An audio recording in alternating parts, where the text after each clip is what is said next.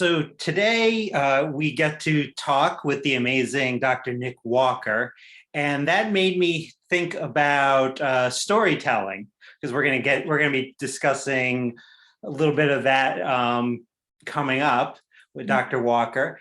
And I was thinking about storytelling recently because I've always been passionate about storytelling. I remember as a kid really intensely getting into movies, and now that's kind of shifted to TV series.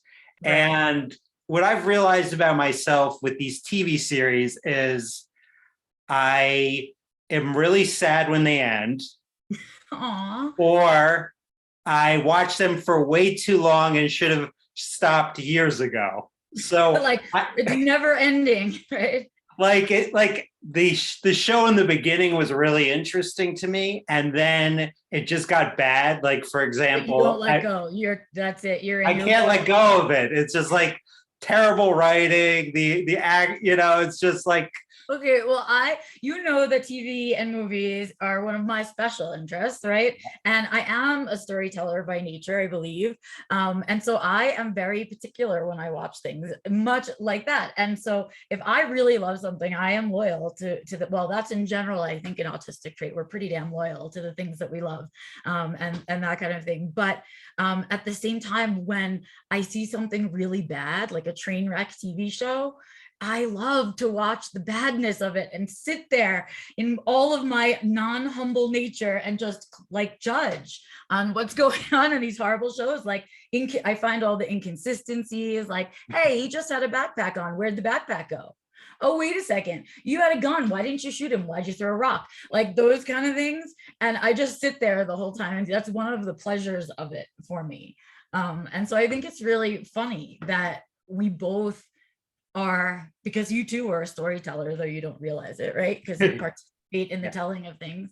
Yeah. So I think it's another thing that you and I have in common, but we do it totally differently. Right? It's like another one of those, oh, I know why they're friends, but opposites attract. Like that kind of thing. So I love it. I love that that's how you are with TV, because we often share that. We'll share like shows that we get into and things like that. So I love that. But I'm also excited to have our guest on today. It's a little fan moment for me. Oh, but before I talk about my fan moment, let me talk about my shirt. Okay, I'm going to talk about my shirt because I didn't wear it, because now is my time to remind you that you may have missed out on Stimmy Vibrations. And Stimmy Vibrations was a celebration of autistic podcasters that Doug put together, and it was fantastic. We had such a good time putting it together, shouting it out, and now the link to it, which Doug will put in the description, and I will make sure I put in mine, to the playlist of all the podcasts from that entire day, is on YouTube, and you can watch it for free and catch up on everything you missed. And it was the first time that I really participated in a World Autism Day, whatever, event where I felt like it was truly an honor, like it truly was doing what the day was supposed to be about instead of being a fundraiser or whatever it is. So I'm really proud of it. I hope you are just as proud of it. And I hope you guys will go check it out. And you can still get a t-shirt, which is going to support other things, and you can read about that. But go check it out, because it was a really fun, stupendous event. And there's something for everyone, I think, on all of the podcasts. So yes. But I will fangirl out now, and I will give it over to you so that I don't talk so much that I can't hold it back, because as a writer, Nick Walker is one of my favorite writers in terms of autism and neurodiversity. And so I'm a little bit of a fangirl writing, so I'm just going to let you take over with your well-researched questions. Well, Nick, I was curious. I think a lot of people are inspired by you, and you have a wonderful webcomic out there. So I was wondering, what were your inspirations to kind of maybe comic inspirations or storytelling inspirations that kind of led you to that point? Oh, so many. I had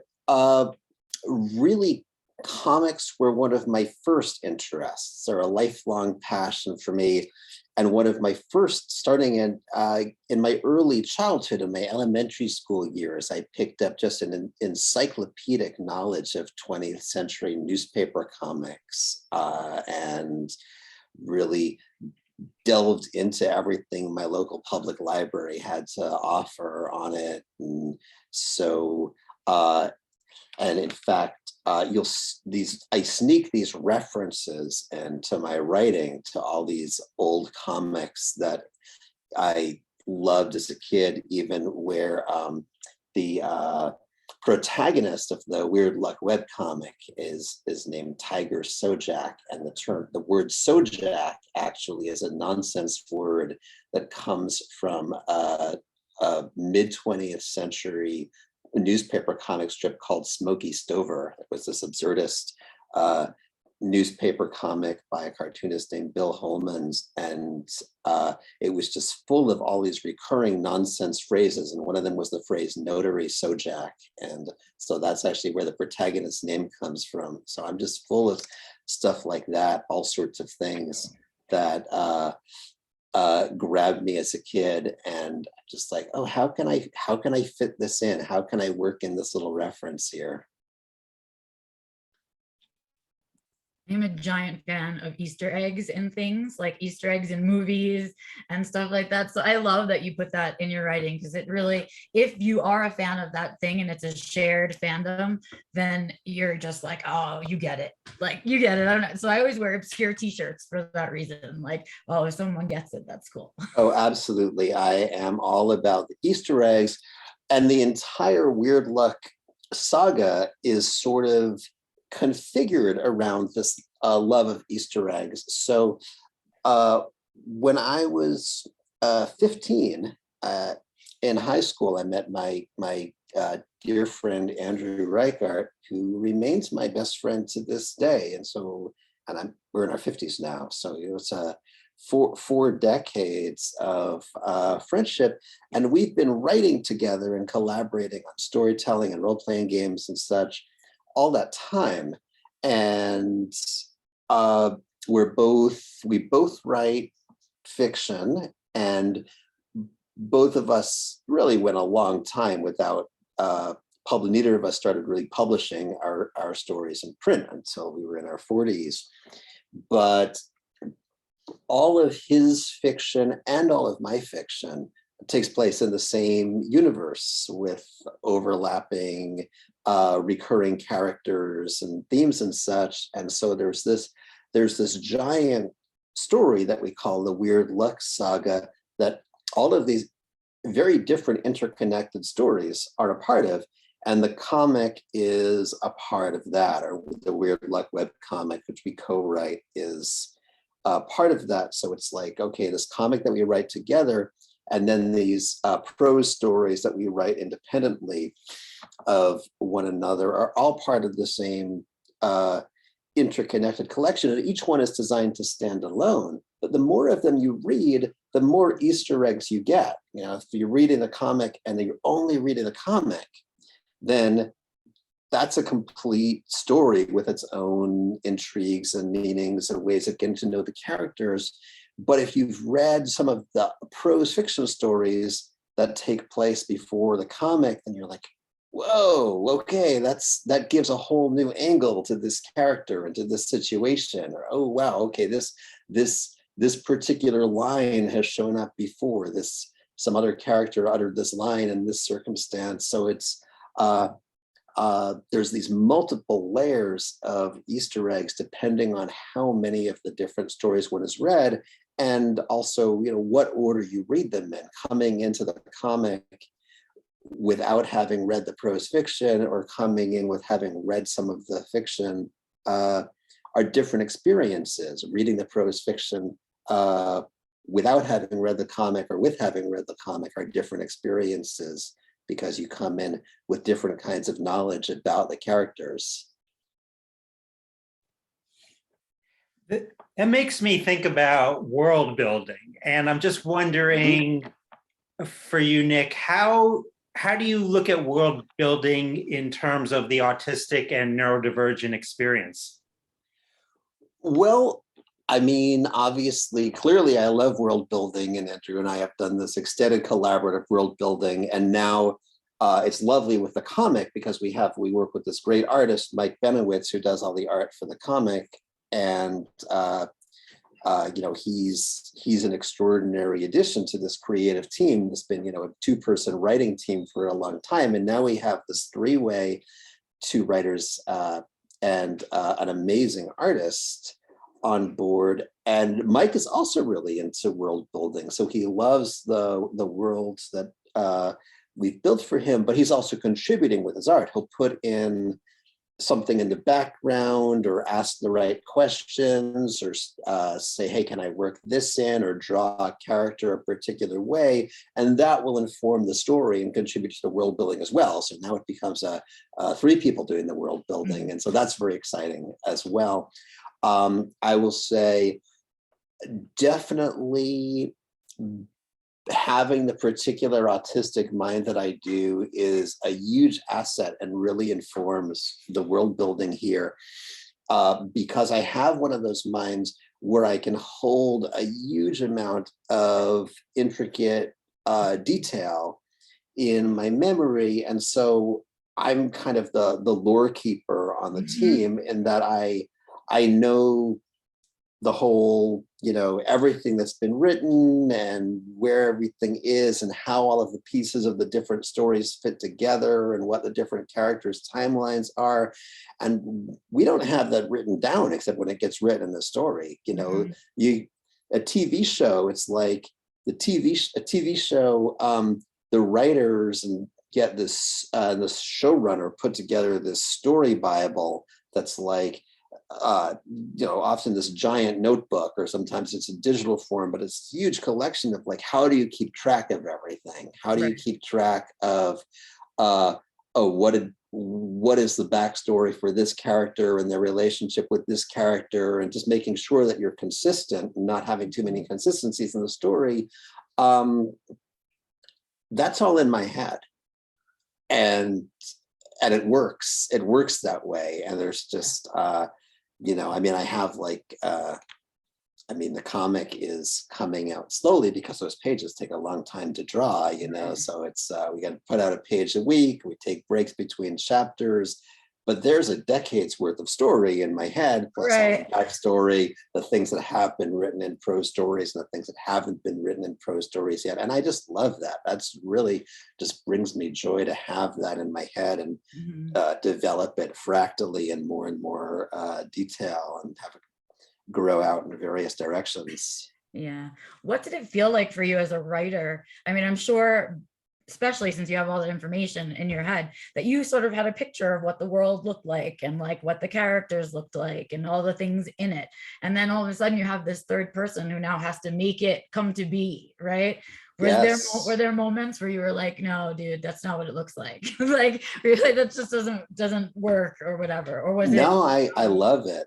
Yeah. I love it. Yeah, I think we really have found a groove with this, and Mike knows with the art, like there are certain characters that are very much, I know them really well, and Andrew and I have been playing with these characters for a long time, and I have a very, I've written prose fiction about them. We have a clear sense of how they should look, and so there we're giving Mike a lot of instruction, and he's coming up with models that are closer and closer to what we're getting at. But sometimes it's like, okay, I know this character's personality, but I haven't really thought that much about what they look like, and this is what I know about them. And Mike will come up with something and be like, whoa, that's amazing, that's so great.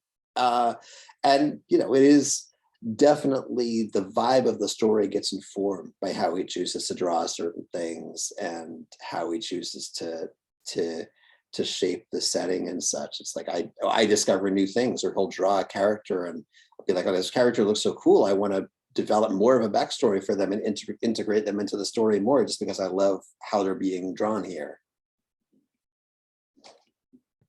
And is there a favorite part of for you in your process of developing Weird Luck, or maybe just something you really love about it that people don't ask you about? I love the development of the characters and how they show up in different stories and the long-term character arcs and stuff. So I definitely have my favorite characters and my favorite relationships and such. And I'm very interested in going outside of comfort zones in terms of conventional, hero and villain dynamics and such, and getting into really like strange, uncomfortable ethical areas and such. And so in Weird Look, for instance, our protagonist, or our heroine, Tiger Sojak, is an agent for an organization called the Reality Patrol, which is, you have this multiverse where there's travel between different realities, different alternate timelines and alternate universes, and the Reality Patrol polices the boundaries between realities and prevents, leakage between realities, and whether that's Lovecraftian horrors or people smuggling things from one timeline to another and such. And so, yeah, our heroine is a Reality Patrol agent who's, trying to maintain, coherence in her universe and, protect the city she grew up in from existential threats and such. The thing is, though, in the overall Weird Luck saga, the Reality Patrol are villains. The Reality Patrol is, my co-author Andrew is very much an anarchist and a police abolitionist. I kind of lean in that direction, and a vast, extremely powerful organization that has taken upon itself to police reality and is not accountable to anyone is not a good thing. No. And in Andrew's stories, they're very clearly the villains. And so we've got this comic with a really, I think, a very likable, heroic character who just, wants safety and order in the world, who does not realize at this point in the story that she's working for a really messed up organization. And so it's going to definitely present the character with some serious ethical dilemmas as time goes on. And a lot of the prose stories I've written too tend to deal with characters who are embedded within the structure of the Reality Patrol, working for it for in some way or another, and are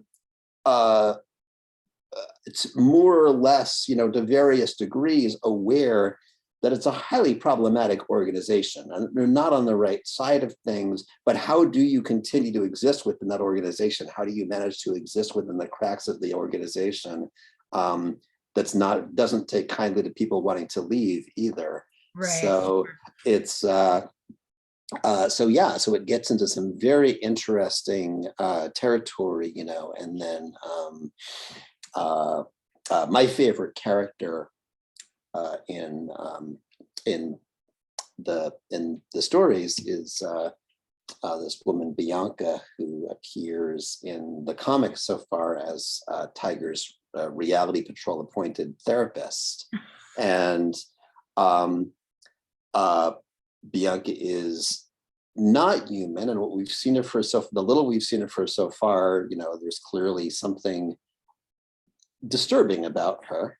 And that I've written, I've published a couple of stories about her in volumes of the annual Spoon Knife literary anthology. I've published a couple of stories about her that go into her origin story, and she is, I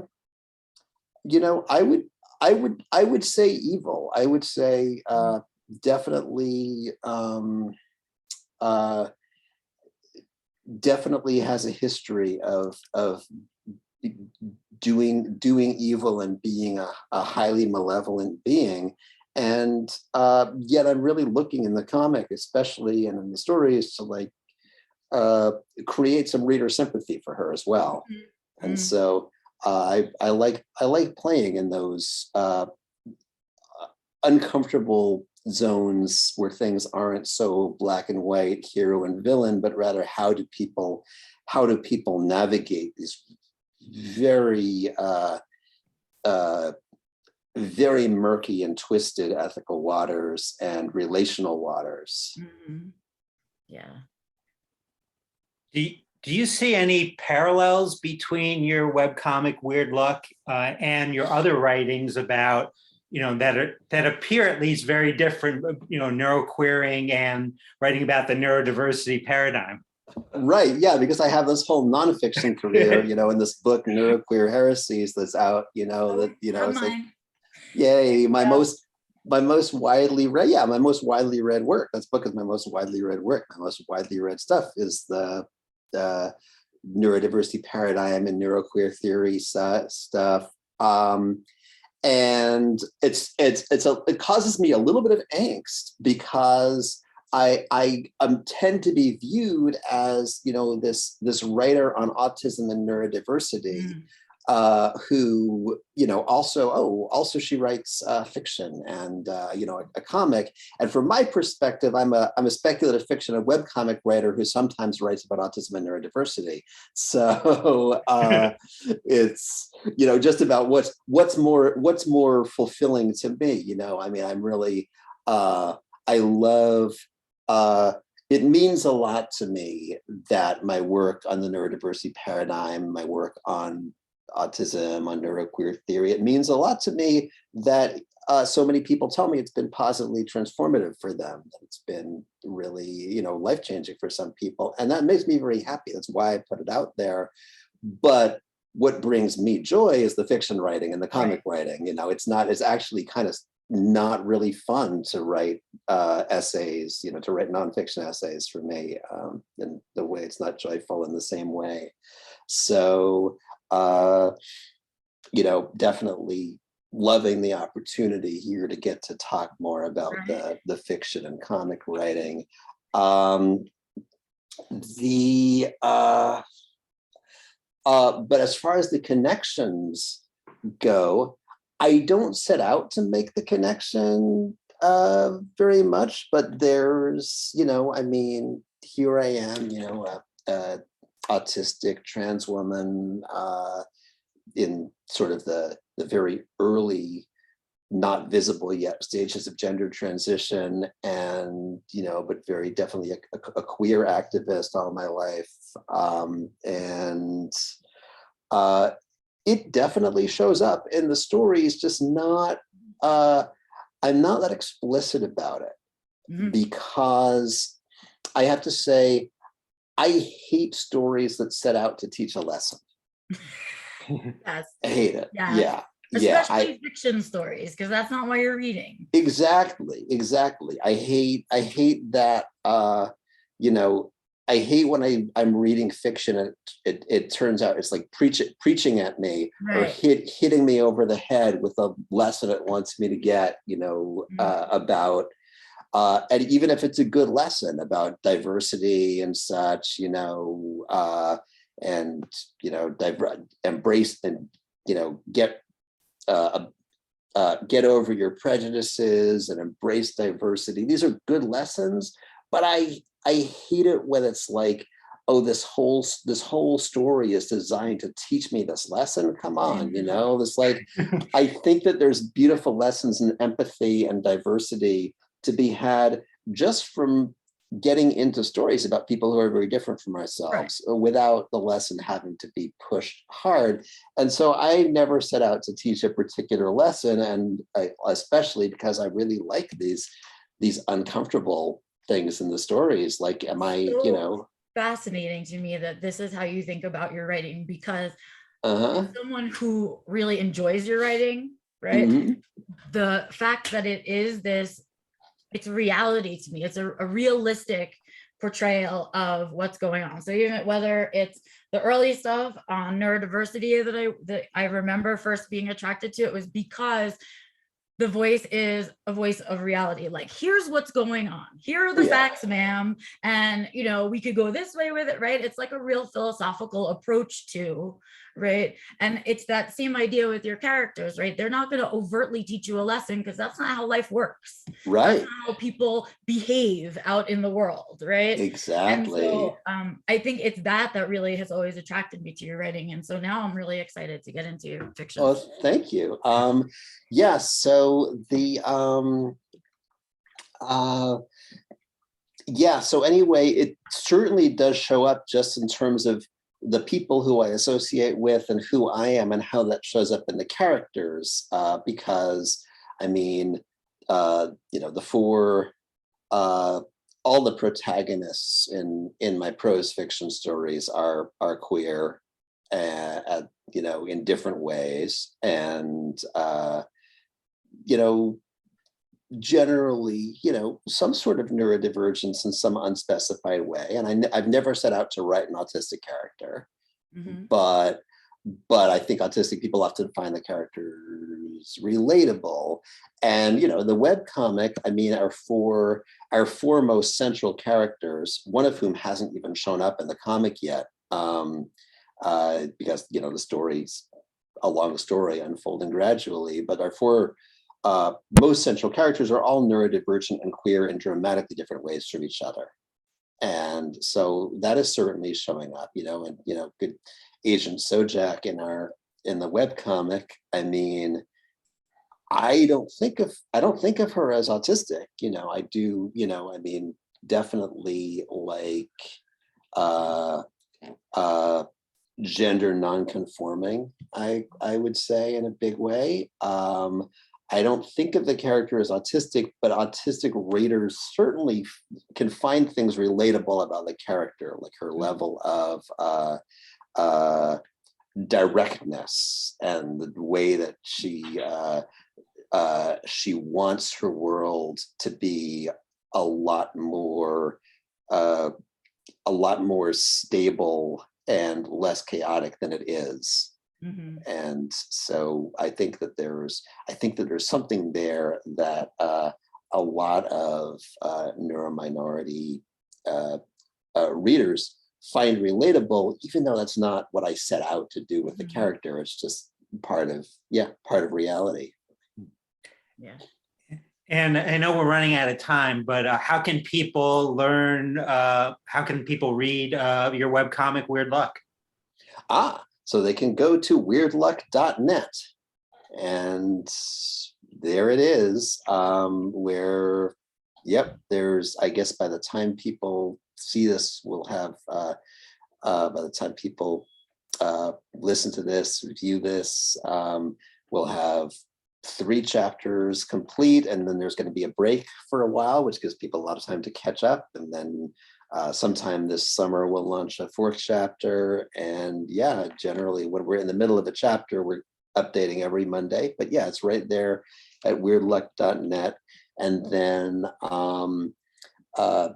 Autonomous Press puts out this annual multi-genre Neuroqueer lit anthology called the Spoon Knife Anthology. And so there's stories, there's Weird Luck stories in the Spoon Knife Anthology, let's see, in volumes 2, 3, and 5.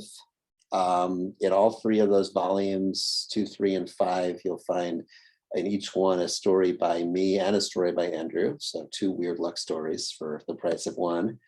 And then I think there's more to come. Andrew is editing an anthology right now called Weird Luck Tales, which is going to have a long story by me that's also related. Andrew has a novel out, actually. He's got a trilogy coming sometime in the next couple years. That kind of serves as a oblique prequel to the comic. But he's got a novel out right now. It's a very interesting, like wildly psychedelic sci-fi novel called Wallflower Assassin. And that's an interesting one because it does feature some characters who show up in the comic, including one major one. But it takes place after the storyline of the comic. Mm. So all of that stuff is out there, and there's a list, there's like a page on the Weird Luck comic website. There's a page like listing the books where you can find Weird Luck prose stories. But yeah, weirdluck.net, it's right there to be enjoyed, and we're still early enough in the story that it's easy to catch up. And we always end each episode with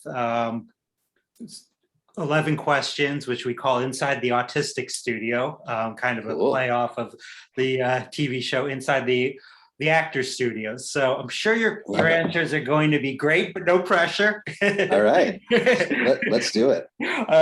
First question is, what are your pronouns? She, her. I am a trans woman, even though I don't look very femme yet. I am in the very early stages of my transition journey. And what is your preferred stim? Ooh, my preferred stim, anything with my hands, hand movements, a lot of tactile stimming, and I'm an Aikido teacher. I've been practicing Aikido for over 40 years and teaching it my whole adult life. And so that functions as a stim for me, like rolling around and falling. And there's sort of this inter-body stimming, like playing with one's own body and other people's bodies and doing all these lovely balance shifts and spiral movements that are built into the art. So that's a huge stim for me, and I'll see these Aikido-like movements just kind of show up in my body all the time as I move through my life. What is your favorite curse word? Ooh, it really varies a lot. I'm saying fuck a lot lately, and that has not historically been a big part of my vocabulary. But the fiction story I'm in the middle of writing, which is another piece of the Weird Luck saga, has a viewpoint character who says fuck all the time. And so it's worked its way into my vocabulary because of that character's influence on my mind. And so my favorite curse word is fuck right now, but may change the next time I start working on a different story. Who do you love and what are you doing about it? Oh, I love my spouse, Azia, fellow autistic Aikido black belt, and I'm just loving her. I'm very happily married, so I'm always doing something about it. We spend as much time together as we can. The next two are fill in the blank. You may be neurotypical if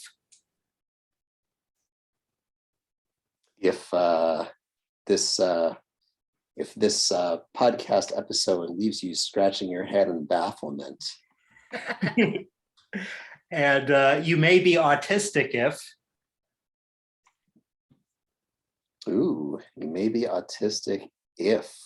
you may be autistic if when we talked about stimming, you found yourself going to your own favorite stim. Yeah. What's something you want to learn to do or be better at?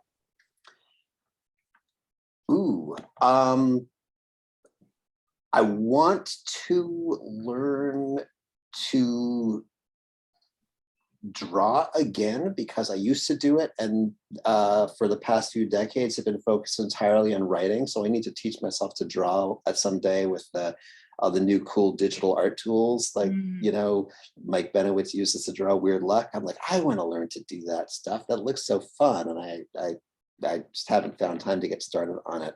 And I want to get better at kindness, because I think everybody should always be working on getting better at kindness. What autistic social media account should people be paying attention to? Well, follow me on Twitter. I'm Walker Sensei on Twitter, and follow me and follow the Weird Luck page on Facebook. Yeah, follow the Weird Luck Facebook page. You know, get updates on the comic. But yeah, that's my plugs there. What's one thing in your routine you couldn't possibly live without? Exercise. I'm a daily exerciser, doing Aikido, stretching, hiking. Gotta move all the time. Dog, cat, or must I choose? Weirdly, for an autistic person, I am not really someone who likes to live with animals. Very strangely, yeah. Living with my spouse Azia is kind of like living with a very big, very smart cat, and that really suffices for me. That is a huge compliment. Yeah. Oh yeah. No, definitely the best of cats. But I think that's really like that really satisfies anything I need in that area. And I'm not responsible enough to actually take care of a dog or cat that can't, like, go feed itself.